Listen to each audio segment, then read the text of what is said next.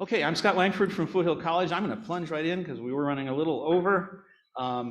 We are going to engage you today, and I want to mention just for 1 minute, in the spirit of The Shining, that you are in a build. I'm a big history buff, including Stanford history buff. You are in a building that one of Stanford's most famous dropouts inhabited. John Steinbeck lived upstairs in this building, and he lived there as an undergraduate at the same age that our students are, right? And he was in his first 2 years of not community college, junior university, Stanford Junior University, until he got mono, until he dropped out, until he moved to Lake Tahoe, until 20 years later, he finally became famous after having his father die thinking that he was a failure, like that his son was a failure. So in that spirit, and the two things that he remembered about his time at Stanford, right, aside from smoking and drinking, were the spirit of inquiry that he remembered the late night sessions, right, from the dorms, and that's what we're here to create. We are here to create, that's what the Gen team is really all about. That's the message. And the other thing he remembered really vividly were the then master degree writing teachers that changed his life, including Edith Mirrlees, for whom the building right over there is also named, for those of you that are familiar with the campus. So in the spirit of John Steinbeck, let me introduce my colleagues from the Gen team. I'm going to ask them to introduce themselves first, and then I'm going to say just a few words about what Gen is, how we got here. The genesis of Gen is my pun. But let me start right here. As I said, I'm Scott Langford, Foothill College English professor, and I'll turn it around to Cynthia, and we'll just go right down the line. Hi, everyone. Can you hear me okay? Thank you so much for staying. I thought the room would be empty. I'm Cynthia Branvall. I am an artist and an art historian, and I teach art history at Foothill College. Good afternoon, everyone. My name is Donnie Beretta, and I teach economics at Skyline College. Hi, everybody. I'm Stephanie Roach, and I am a library systems and application developer for the San Mateo County Community College District and faculty at College of San Mateo Library. Hi, I'm Danny Redding-Lapuz. I'm the Dean of Social Science and Creative Arts and currently serving an interim role as Vice President of Instruction at Skyline College. Hi, I'm Marina Broder, and I teach ESL at Mission College, Santa Clara.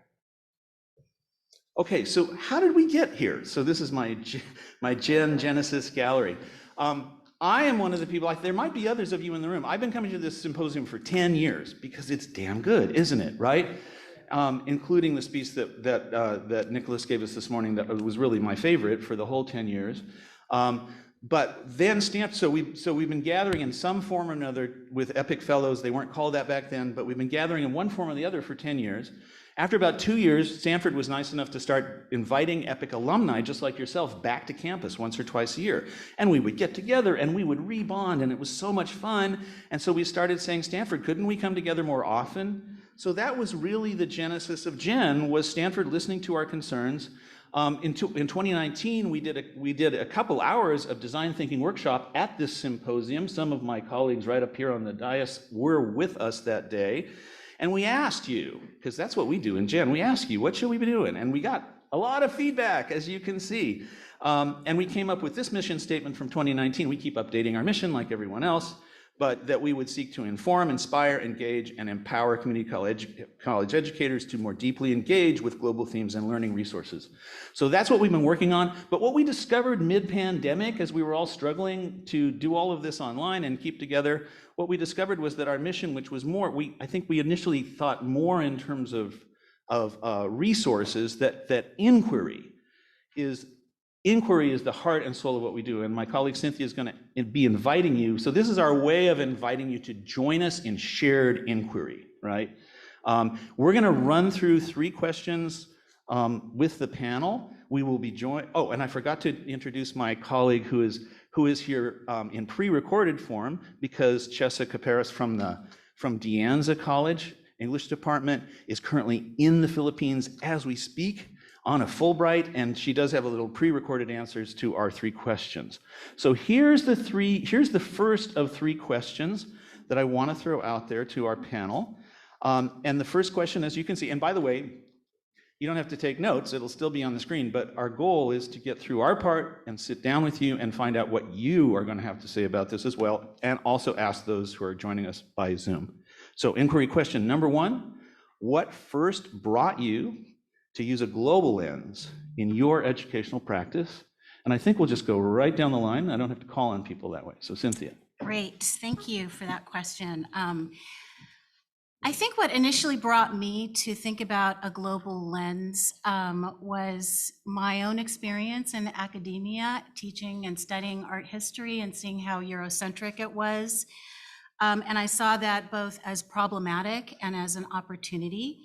And I think, like many of the speakers that we saw today, that I really think of of identity and also history in a much longer view. So I think about history as the entanglements, right, of the stories of humanity. And each of us have tethered to our identity these long histories. So that shows up in my art practice, and it shows up in how I teach art history. So I have my first solo show at the Museum of African Diaspora, and the title is The Threads That Bind.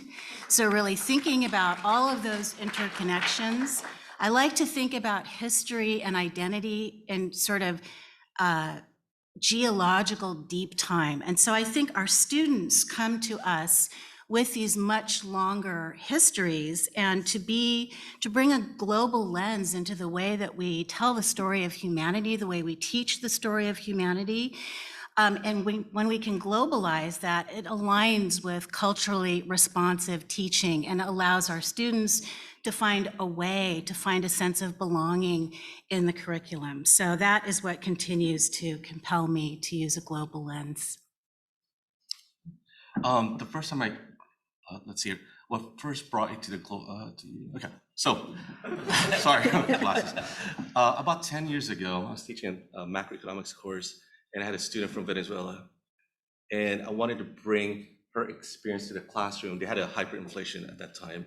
So a lot of students have real world examples, real world experience that I want to validate, but I also want to bring into the classroom so other students can also learn from those examples. So it started with Venezuela, and then we went to Oman, then Qatar, then Philippines, Malaysia. So sooner or later, not only am I getting to bring these experiences into my classroom, I'm getting to learn also about their culture, their economies, and it's really to make the world a better place by learning from one another. And with that comes with tolerance, comes with more understanding, and look at the bigger picture. And then I try to put that into the economic models that we're studying.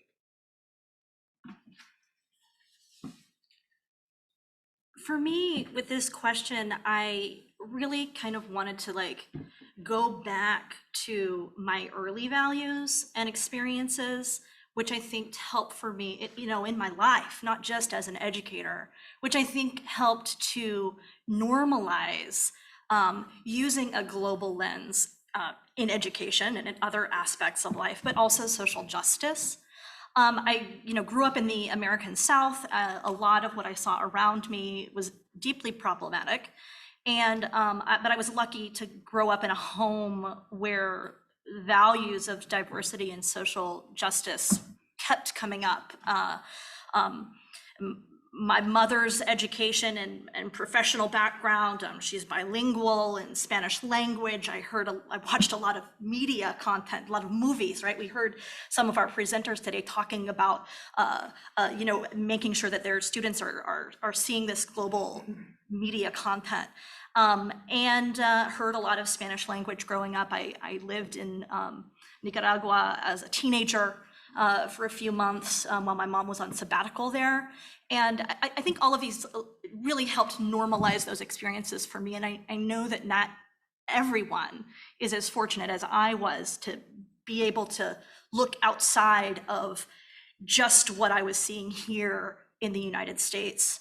And then when I became an educator, I really wanted to look at diversity, equity, inclusion, anti-racism, and accessibility, and make sure that all of those DEIAA things were being infused into what I was doing.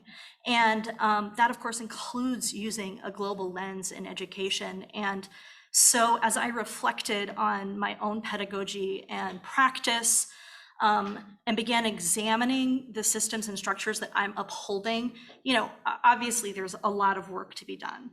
And And so that really kind of holding on to those early values and holding on to how I can apply it in my practice really kind of motivates me to continue using a global lens as I'm thinking about diversity, equity, and inclusion, anti-racism, and accessibility in the work that I do. Thanks. Thank you. I feel like I'm going to say a lot of what's already been said, but kind of starting at my roots, I grew up on an Indian reservation. I'm a white cis woman, but our school, our reservation school, had cultural relevant content in everything that we did. So when I moved away from there and moved to Southern California and eventually started community college, I was shocked that that wasn't what school was. So I had kind of almost a reverse situation, and I started looking and seeking out classes and specifically teachers that I knew were bringing in some of these more global frameworks, ideas, topics, experiences. And so I also knew that there was more than I knew. And I know we all know that as educators, right? We have that inquiry or that drive to find out what we don't know and just keep learning and seeking. And so I looked for opportunities to travel, because I also was not able to travel as a young person because of finances and that I grew up in poverty. But I was able to work abroad, and that opened up greater understanding. And eventually I'm a music person. And so eventually I was able to study world music as a graduate program and then do research and got lots of funding and things that way, which opened up the world to me. And it changed my understanding of my place in the world. And it also started to bring more questions of why are we finding the situations we are with global warming, with poverty and wealth disparity. These things that we think are unfixable have been created over time. And as you mentioned, we're perpetuating them in the systems that we're living in and learning by. And so then as an educator, I really started trying to bring in those things and also shift the learning environment to bring in every single person there has knowledge and understanding of the world from their perspective, and how do we bring that in and have our students become content creators. So that really shifts the perspective of what a classroom is, what learning is, and what sort of the academy is. So it's been a growing process for me, and I'm still in it, but I love coming here because it's a chance to step out, hear about the wonderful projects, and get reinvigorated. And that's also what Jen is about. It brings us together for those moments to talk about something that's not like I'm grading, you know, my program review is due in 2 weeks, that kind of stuff that gets really heavy and brings us back to the thing that really we're all passionate about. Yeah, so great. Well, not surprisingly, my experience is, or my interest in global topics and global lens also comes from my personal experience as an immigrant to this country. And I also teach English as a second language. So I also work with students from all over the world, immigrants, international students. And I think what I started observing is that I think Chris was saying, you know, when students come here, they really want to Americanize themselves. So a lot of times the wealth of cultural capital that they have acquired throughout their life becomes irrelevant, and it becomes kind of pushed out into the background of their identity. And it definitely happened to me. And I really struggled with finding that new identity and trying to adjust to the new culture. And I felt like a lot of what I had to offer was not really appreciated, and there were no opportunities and places and platforms for me to really express and share my wealth of knowledge. And so that's where I started noticing that I wanted to shift students' mentality from thinking and focusing on my English is not good enough. I mean, I just feel like a doctor writing the symptoms in every single class, you know, what like, oh, this hurts and that hurts, and my English, you know, pronunciation and grammar is not good, and, you know, and I just wanted to shift their thinking from this deficit mindset towards the appreciation of that knowledge that they have, that they bring in, and that they can be such amazing resources for people here. But unfortunately, a lot of times our conversations on campus or even in some courses, they don't go below sort of this surface culture, right? What's called surface culture. So the food, maybe the music, the clothing, but really not enough space to have conversations about those deeper cultural topics. And so that's what drives me. So in my classrooms, in the ESL classroom, I have the United Nations, right? We talk about global issues all day long, every day. But I thought, how can I connect my students to American students, the students who maybe have not had an opportunity to travel, but here is a person they can talk to about their experience growing up in the other part of the world. And so that's what drives me, is that desire to really not waste that cultural capital that immigrants bring to this country, and to enrich the experience of community college students who maybe are not able to travel, and kind of reach out and make those connections within on our campuses. Okay, and just to answer the question myself before we go on to question 2, if you've come to any of the symposiums, I've been saying, I'm on the same topic as in terms of the answer to this question. This has been my entire 32-year career at Foothill College. Beyond that, into my graduate school career, like this is my life and my passion, and it's all about climate justice, intersectional environmentalism, the climate crisis, because it is absolutely the most international, the most intersectional, the most interdisciplinary, the most existential question that humanity has or ever will face. And there is no way to solve it without the expertise and the energy and the passion of every single discipline that we can muster.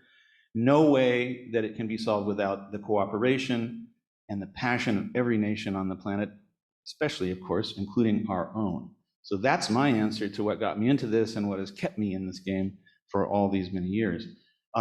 Okay, now we're going to go on to the next question, and I'll read it, and then we're going to let our colleague Chessa join us, not live from the Philippines, but by a pre-recorded message. But let me go ahead and read the second question, and I think we'll just let her video play through the third question as well. So question 2 is, what stands out to you? What stands out in your endeavor with this global lens? A bright moment of achievement or challenge? And then I think this is where we want to cue the Chessa video, which was going to happen backstage, I hope. And if not, we'll just do it. Here it comes.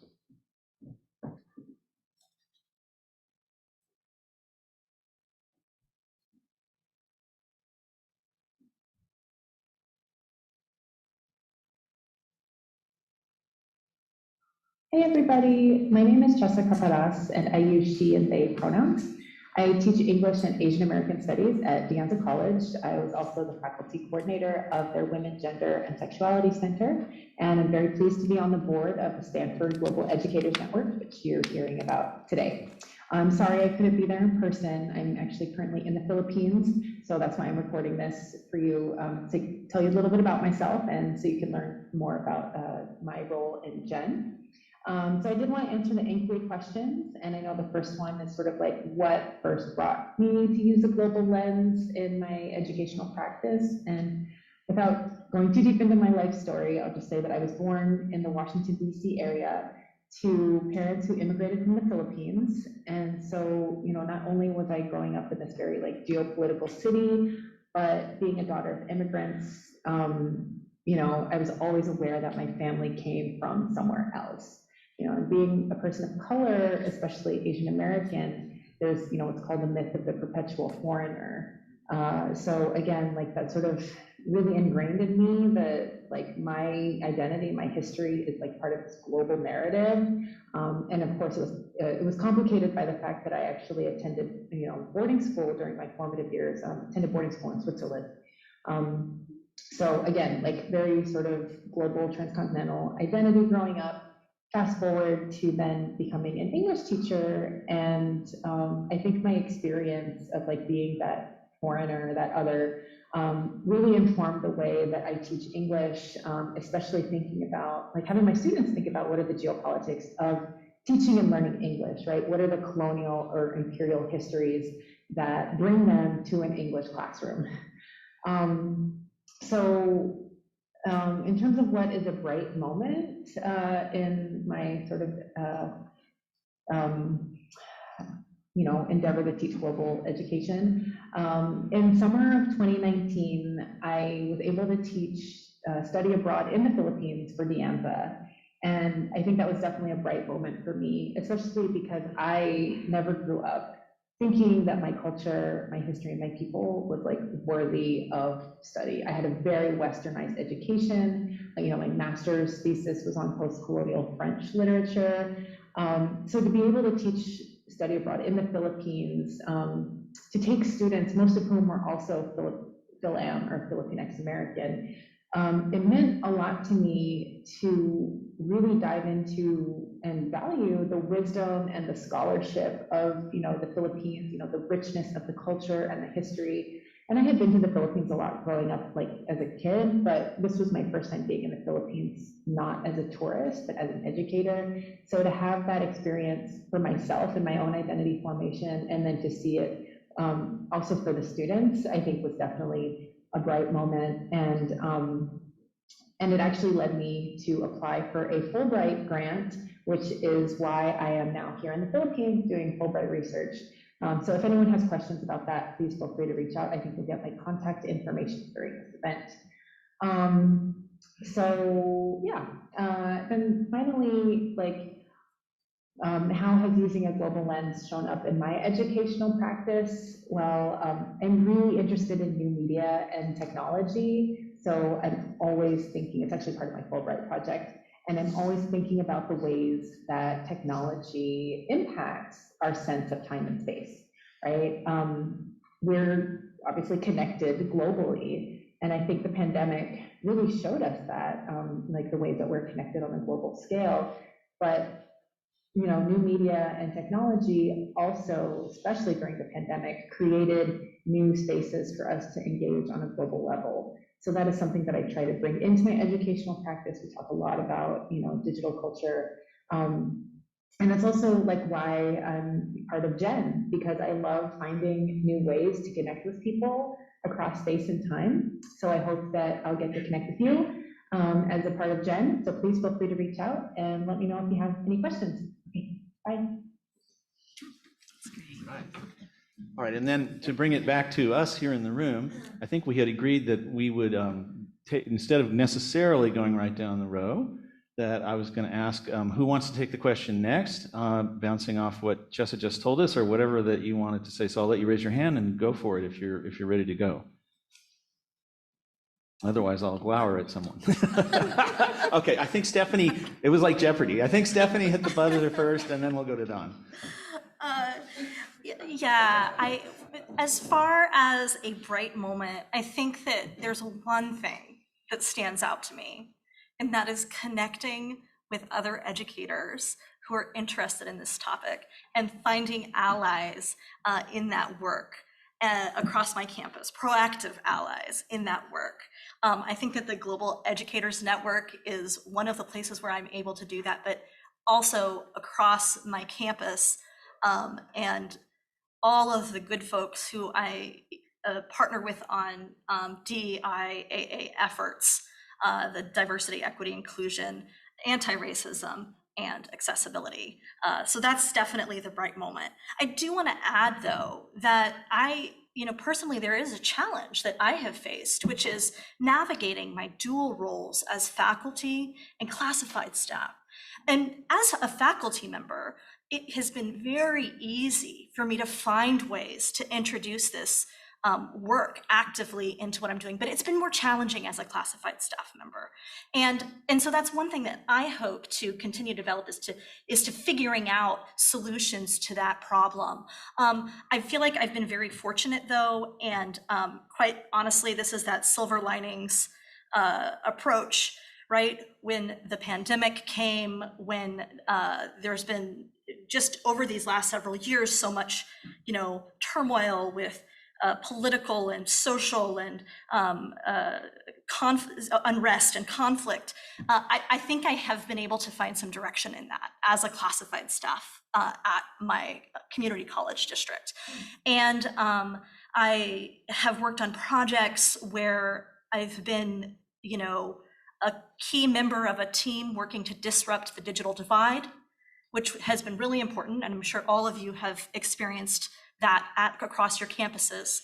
I have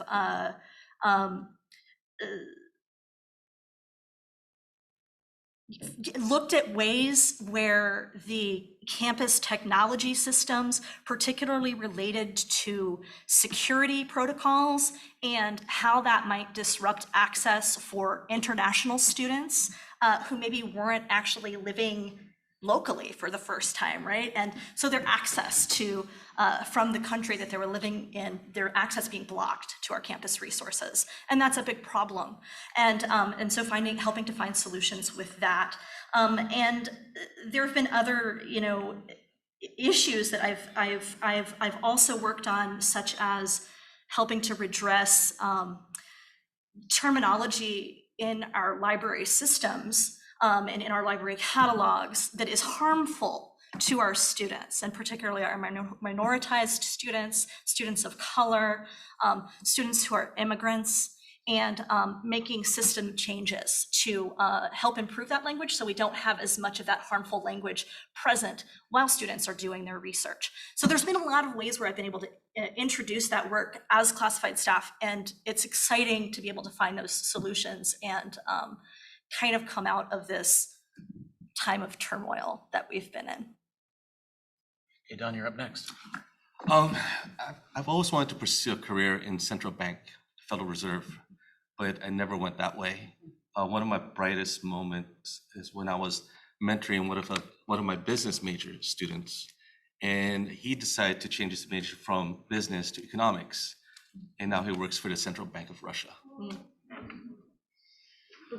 Total influence. I get there, but maybe I helped him a little bit. Absolutely. So yeah. Okay, yeah, I think we have time for a couple more if anybody else on the team wants to speak to this question. Okay, Cynthia? I'd love to. I also am living vicariously through my students, as Dawn is. So I think I've had a lot of bright moments, but I think the one I want to share with you, we just had our Research Service Leadership Symposium yesterday, and I mentored 5 students, and just the topics that they're researching, the way they're talking about, I can really see it's so different than my own education. So we had a student doing queer art history, talking about Michelangelo. I had another student talking about Frank LaPena and his influence in the Native American movement. I had another student talking about doing a cross-disciplinary analysis of the golden ratio and the Fibonacci sequence in Greek art, architecture and sculpture, and another student talking about the legacies of Roman architecture. So really, I can see that the good work that I'm doing, the good effort to see students engaging with history in the way that it echoes and haunts the present, and really reaching into non-Western models. It's just fantastic. All right, Danny. I'm going to talk about something that I did at a different school, actually at College of San Mateo in a previous position. And I just think it was a really cool sort of mix of curricular and extracurricular. And sometimes those things go together really well, and other times they don't.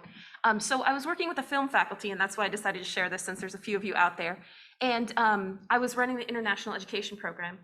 And we decided to do a collaborative Asian film course that was specifically cohorted for our Mana learning community, which was, they're primarily Tongan and Samoan, but it's basically all Pacific Islanders can join this group, and they're a learning community within our college, and they're very robust, as well as our international student program, and put them in a room together and cultivate a series of films. And we decided to bring in filmmakers as part of this, so there would be this connection. And it turned out to be absolutely fantastic. I was charged with bringing in one filmmaker, and I brought in a screenwriter from the Philippines who was trans as well and shared a film. And the really cool synergy there was that we were able to unpack AAPI, like our Pacific Islanders and some students from China, the same. Are they the same category? Are they the same in the way they understand the world, in the way they express their feelings?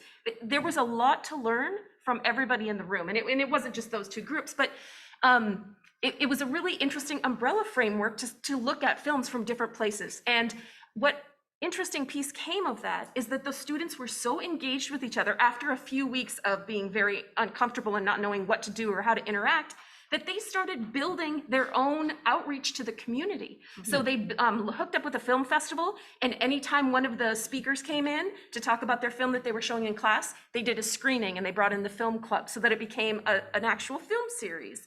Another thing that happened is the international students had something called World Gala, which was their version of a variety show and prom mixed together. But hundreds of people and decorations and performances, which is sort of that cultural display thing you were talking about. But the Mana population joined in that effort and brought their families and their children, and they were up on stage. And of course, if you've ever been to any kind of interactive performance, you know that it's a completely different thing, right? If you're bringing in Pacific Islanders and their engagement level with the audience. So that sort of, I would say, changed the whole experience. And what we saw moving after that for at least 2 more years is the relationships that were built as this group of students came together and found their commonalities and understood how to be in each other's lives was really transformational for those students. And so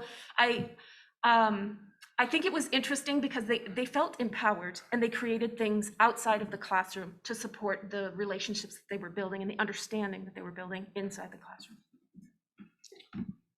Maureen, you want to take a shot at it? I think my answer kind of combines Oh, both number 2 and 3, so I was just waiting to. Okay, well, let me show, respond. that was my other impulse, so thank you for prompting me. Here's question 3, and again, we're about to ask you all 3 questions just sitting around your tables, so pay attention. It's late in the day, I know. So our question 3 is, how has using a global lens shown up in your educational practice? And Marina, if you want to go first on this, I think that's Sure. great. So going back to what I was talking about, that was my question, is how do I tap into the cultural capital of my students and bring it out sort of for everyone to see and engage with? And early on, I started basically just taking my students out of the classroom for their presentations. Any kind of presentations, poster presentations, I would bring them out. I would somewhere find a space, in central space on campus, and make the students shaking, like give their presentations to just passerbys, and people would stop and engage and listen. And it gave them so much confidence. It gave my students so much confidence, and I could see those really genuine curiosity and the questions from the campus community. And so that's when I started thinking, how can I amplify those voices? How can we build more platforms and more opportunities for students to really connect to ESL students, to not be so siloed in their ESL classrooms, but to engage with the community. And I was so inspired by many of the people sitting here on the Gen board, by their epic presentations that I've been attending since 2015, I think. And Stephanie's presentation, I remember in particular, she talked about a library, and it was so cool to me. And I thought, why not have my students go to the library, check out textbooks, or check out actually picture books, children's picture books, practice reading picture books in my reading classroom, and then go to the Child Development Center that we have on campus and read to the children. And they were kind of, in intermediate level proficiency, but they were so nervous, they practiced so much, and then they had the best time. I had like 18, 19-year-old Vietnamese men coming out, after reading, something about big brown bear, and just smile with a smile ear to ear. And building those experiences was really what's really important to me. But the challenge, I guess that's where I go back a little bit to question number 2, is that I feel like these projects have so much potential, but they're really faculty driven. And if I'm teaching this course, I can do it this semester, but then next semester somebody else is teaching it, and then there's no continuity. So the question is, how do we build something that is institutionalized in some way, right? And that is part of the curriculum. And then you have to get everybody's input and everybody on board. And that's really challenging. So I think that's my next step forward is, recently we've created a cross-departmental collaboration with communication studies and ESL. So where we have a program called Cross-Cultural Partnership Program, where we have students sign up, and then they're paired up with ESL students and communication students, and they have to meet 3 times and have conversations about, on topics of culture.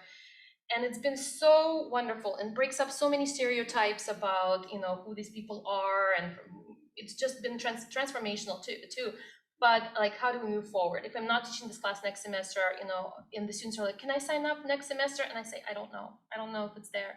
So really, for me, finding a way to have that support from the administration, or like the knowledge, or also compensation to do these extra things. Not everything you can pile in under institutional responsibility, and for part-time faculty to participate as well. So those are some things that I'm really struggling with, and I hope to find answers in the near future. Okay, now, panel, we've used up the time that we had originally budgeted, but if anybody wants a final word, I think we have time for maybe one or two really fast final words if you want to address question 3, or if there's something that you really just want to say. So I'm kind of throwing it your direction and looking for little IQs here.